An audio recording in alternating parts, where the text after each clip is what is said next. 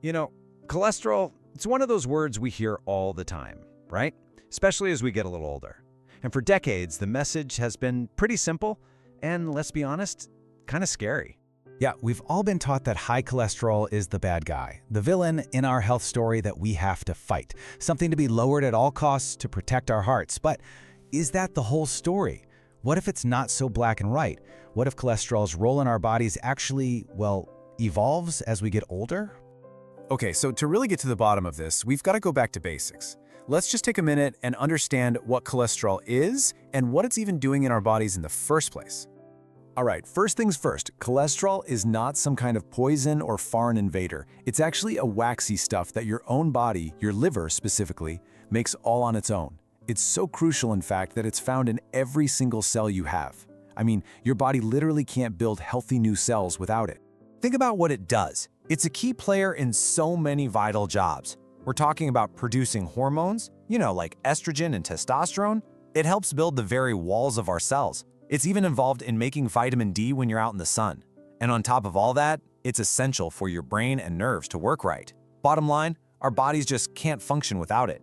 So, you've definitely heard of good and bad cholesterol, right? HDL and LDL. Well, let's reframe that a little. A much better way to think about it is like a fleet of trucks. LDL, the so-called bad one, it's really just the delivery truck. Its job is to take cholesterol from the liver and deliver it to all the cells that need it for those jobs we just mentioned. Then you've got HDL, the good one. That's the recycling truck. It goes around, picks up any extra cholesterol, and brings it back to the liver to be cleared out. See? They both have a really important job to do.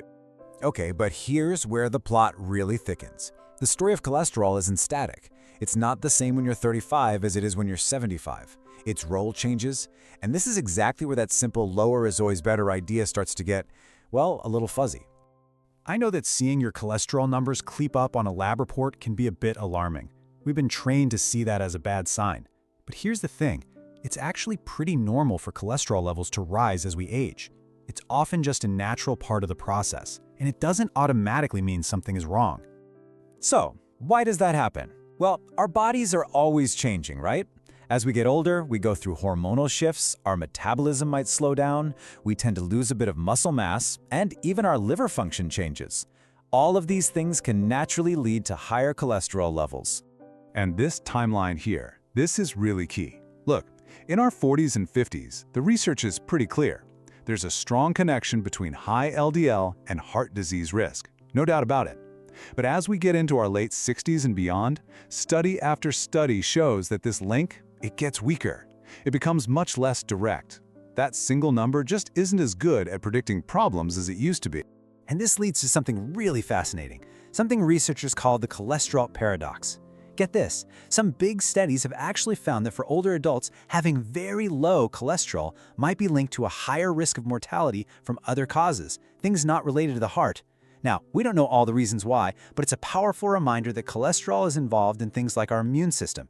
It really drives home the point that for older folks, the goal isn't just lower, lower, lower. It's all about balance.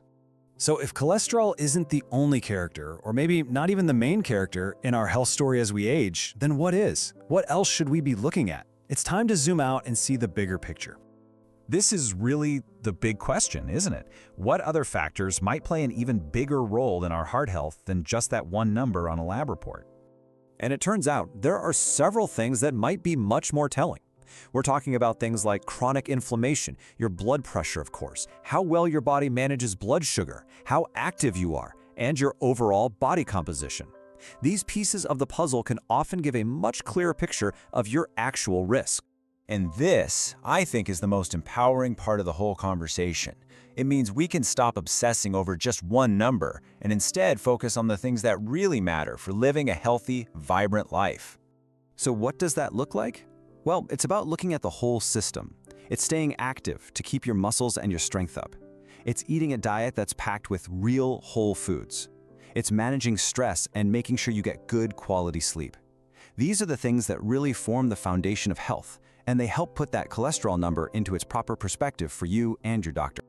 So if there's one thing to take away from all this, it's that cholesterol is just one piece of a much, much bigger puzzle. A single number on a piece of paper just doesn't define your overall health. And maybe we can end with this thought. True health isn't about chasing perfect numbers. It's about maintaining your function, your strength, and your quality of life. It's about being able to do the things you love to do for as long as you can.